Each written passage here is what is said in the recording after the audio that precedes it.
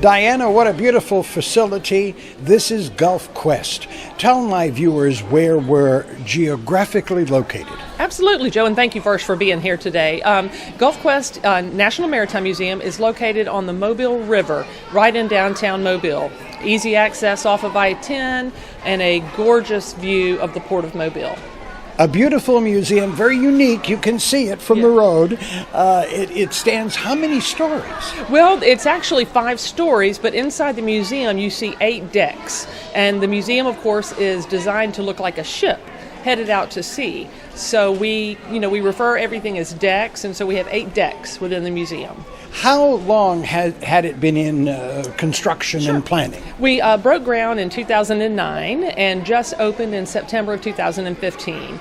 But it's actually been a work in progress. Our board of trustees of the nonprofit have been together for 22 years. And they were started out by saying that Mobile needed a maritime museum. And then they went and looked at maritime museums all across the country and in Europe, and came back with 2 takeaways. One being that it needed to have a more regional focus. Hence, we are the only museum in the world dedicated to the Gulf of Mexico. And the second takeaway was that it needed to be interactive, because people learn better by doing. So you basically are on your own when you come into the museum? You are. It is self-guided. We don't have tour guides or anything like that, because there is so much to see and do. We have 90 interactive exhibits, simulators, theaters, displays. So one person goes right, one person goes left, and they spend more time on the remote control sailboats or more time on one of the interactive maps and that kind of thing. So lots to do. We're in the lobby. We're in the lobby. We're in what we call our grand lobby. And there's plenty to see even in here. Well, there is. The first exhibit that you see is called America's Sea, and it is the exhibit that's in the grand lobby. And actually the grand lobby you can come into without a ticket to the museum. So if people just want to stop by and check it out, they can actually, play with that first, exhibit called America's Sea. But gives people a geographical sense of the Gulf of Mexico, and that's why we thought that would be the very first exhibit, was so that people could sort of see geographically. A lot of people don't really understand the Gulf of Mexico and how it's fixed, and so they sort of see Houston all the way to Tampa, Florida, the Keys, of course Cuba, Mexico. But it really gives people that overall sense of, okay, this is the Gulf of Mexico. All right, now if someone is coming in, of course I know you have group information. People can get that from your website, and when you're open and what the admission is. But if someone's coming in, could you kind of suggest, be sure you see? Well, yeah, we have. So I've got, like, in my head, 6 or 7 exhibits they absolutely should not miss, and I'll start with the GulfQuest Theater, which is our orientation film, and it's called No Place Like. Or A Place Like No Other, the Gulf of Mexico. And it is a wonderful, about a 16-minute film in our beautiful 80-seat theater that really describes the life along the Gulf of Mexico, the culture, the people, the communities. And the film is all shot, all the people in the film are real people. We didn't use actors or anything like that. So it's real people telling their stories. So that's one. And it's right at the beginning, it's our orientation theater. The next that they're going to see is the container ship. And the reason that is significant is because there's actually a life-sized replica of a container ship within the ship, inside the building.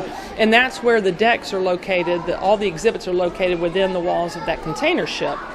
And the reason we have a container ship here is because containerization was actually pioneered in Mobile. A little known fact, a lot of people don't know that. So it really modernized shipping across the world, and it was pioneered right here in Mobile by Malcolm McLean. So we pay homage to Mr. McLean with this container ship.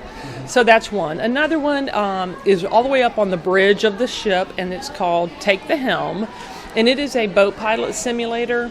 And this one is where the facilitator in that particular exhibit chooses a captain from among the group, and that captain picks one of 6 different scenarios, and they get to choose which type of boat they want to pilot. And it's a true boat pilot simulator where they're picking, maybe it's a Coast Guard cutter going out to rescue a stranded fishing vessel.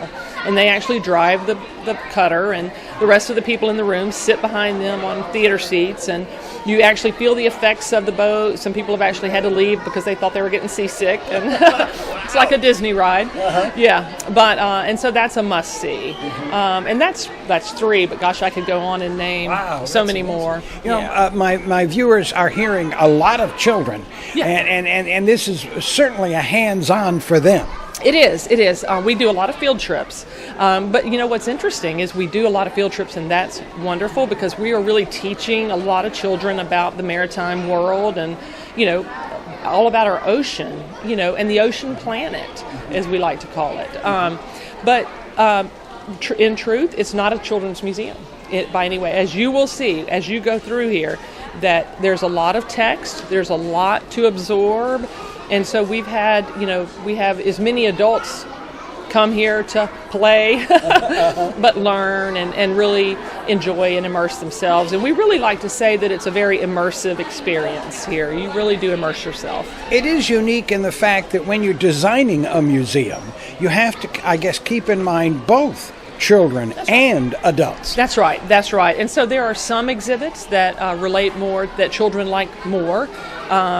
But those same exhibits, you know, adults enjoy just as much. We have only one area of the museum that's really a children's area. It's called Junior Mariners, and it's for the 2 to 7 year old. And you'll see it as you go around. It's wonderful. The children love it.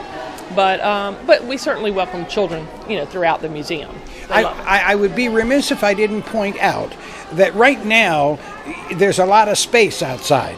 But this is also where the cruise ships back up to. That's right. The Carnival cruise ship, which is coming back to Mobile in November of 16 this year, will be backing right up to, you know, our dock, basically. And we welcome that. And so, of course, if you're going on any type of a cruise, this is a perfect spot to see before you go or after you come up. Exactly. And we certainly hope to, to be that spot, because I think people will check into the cruise and then come over here while they've got to wait to board, and I think it'll be perfect for them.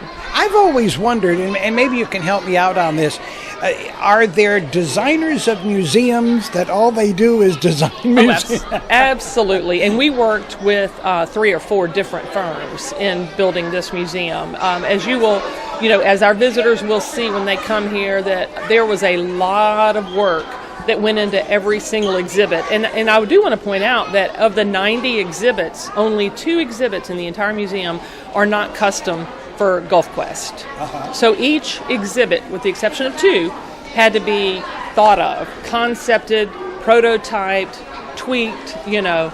And that's what makes this museum so unique. You will not see 88 of these exhibits anywhere else in the world. Very good. Diana, thank you very much for talking with us, and I know that you certainly invite people to go to your website where all of the information is. Yeah, everything is on the website, from the hours and admissions to parking to, you know, what days of the week we're open, but plus also lots of photos of many of the exhibits that I spoke of, and that's at GulfQuest.org. Well, Diana, when people come here, I notice that they can also enjoy a meal. Well, they can. It's called the Galley, and it's a wonderful seafood dining option, but we also have burgers and so forth. But it has a full menu, and it is the only waterfront dining in downtown Mobile, and it also has outdoor seating. So, you know, and one thing I forgot to mention is the time that it takes to get through the museum. So if you come here, you can expect to be here anywhere from 3 to 6 hours. So it's wonderful to be able to go and explore the museum for a couple of hours, then go to the Galley and take a lunch break, and then go back out and explore the museum some more. The other thing we have is a wonderful museum store called Treasures. And it was designed by Auburn University Industrial Design students, and it was designed to look like a sunken Spanish galleon. So it in itself is a wonderful thing to see.